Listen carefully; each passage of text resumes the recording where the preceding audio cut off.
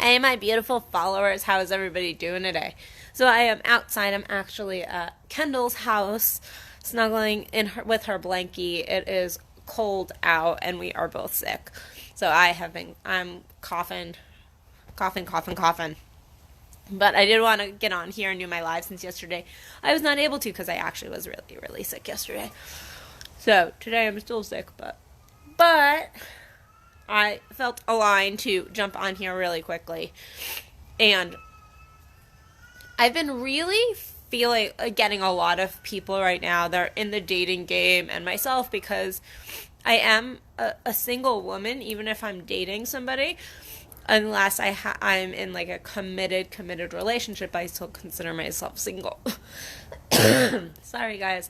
I still consider myself single. And so I've been getting a lot of consults with people right now. sorry. That are single, and lots of people who are even doing like the sugar baby game and things like that. And I feel like there is this before. But anyway, so when we are online and we're trying to, I'm gonna turn off my. Am I there? Okay, I'm back. Okay, hopefully this will all work now. But there's this energy when we're swiping on Facebook or even on Facebook, but on any of like the OkCupids or any of the other dating games, Tinder or anything, and even like Seeking Arrangements and SugarBabies.com and all these different sites that we can really connect with somebody, whatever way we're trying to connect. We have this expectation of, we see somebody and we make this quick judgment of like, they're beautiful, they're sexy, I love what they're into, they like yoga, or they're really into travel, or they've got a good career, they've got a good personality online. Even sometimes we do a first meet and greet and we're talking to them and we're like, oh yeah, like they're really cool, like they're a really cool person. And we have this almost like just turn on to the conversation.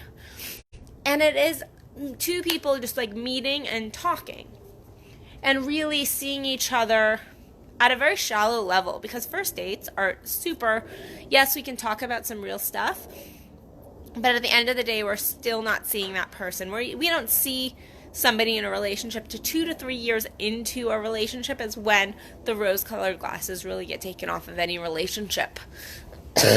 But we go into these dating situations or arrangement situations, whatever you want to call it, and we expect that if they've got the whole package, that we'll want them. If they're beautiful, then we'll want them. And there is this thing called energy that goes into any relationship. And the other person could be doing everything right as far as like they're making all the sexual corrections you're asking for. They're buying you, dinner as a woman. Like they're buying you dinner. They're a gentleman as a man. They're sexy. They're playful. They're adventurous. They have all the things on your list.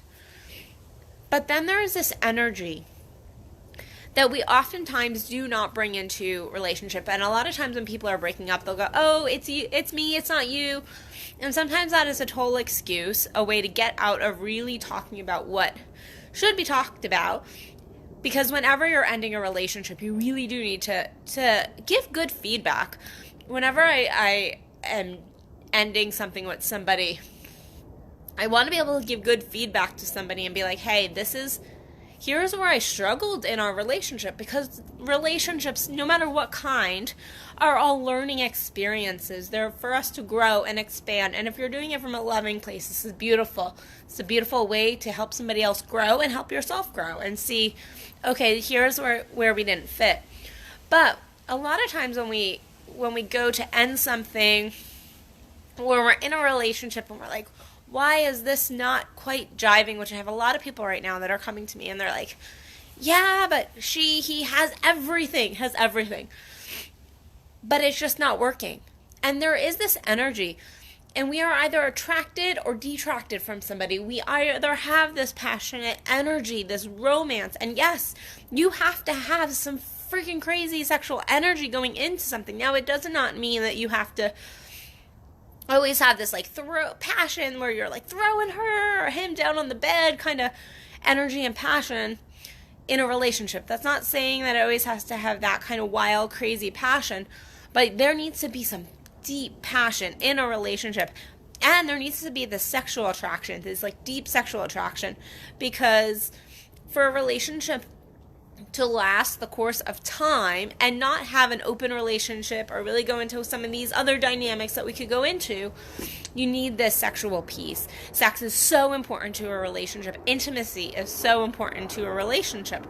And if you're not able to do that, then this is where we really get misaligned in relationships, and resentment starts to happen, infidelity starts to happen, all of this stuff. But we go into it going like, oh, it's me, it's not you. And sometimes it really is both of you. They're like the energies aren't meshing. And even in a longer term relationship, you'll see at some point there's a flip. The energy just isn't there anymore. And I'm not saying you need to cut that off, but you need to be really cognizant of when the energies are no longer meshing. And sometimes we try to make energy where there is none. And we like to not pay attention to that inner knowing, and we go, well, she bought me this, or they've done this for me, and we go into this kind of checklist almost of all the reasons why we shouldn't disconnect with somebody, all the reasons why they're a good person.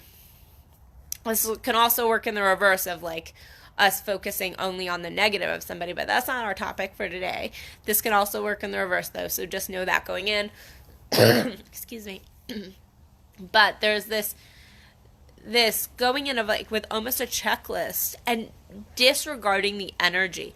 And what I've noticed with because I work with lots of people who are divorcees, have been in these beautiful long-term, they were at one point beautiful long-term relationships, and the energy just switches and we don't pay attention and we go, yeah, but, and we make all these excuses, and sometimes energy just isn't there anymore. And we like to disregard this. And it is so important when you're entering a new relationship, when you're swiping. The swipe means fucking nothing, guys. It means nothing. This is where, I love dating, and I think dating via the internet is just, a lot of times it is the way of the world right now. We are doing a lot of dating on apps and such. However, we can become very shallow in our dating of this checklist instead of really stepping in and going, okay, where is the energy connection? Where is the passion?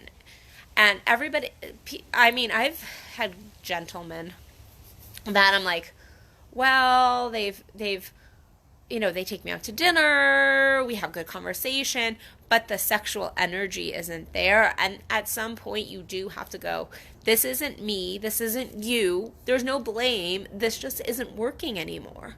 And there is this transition period of paying attention to the energy and where the energy is, and really being very intuitive with that and listening to your guidance system on that. And so that really is my message for the day, is that sometimes it's you, sometimes it's me, but sometimes it's both parties where the vibration just isn't matching. It isn't matching, and we tend to get butthurt when somebody is like, yeah, it's just not working. We want these very logical, hard points of it's because of this, and this. But sometimes it really does come down to energy. But with that said, usually there are other things kind of going on in the relationship where you can go, well, it's this.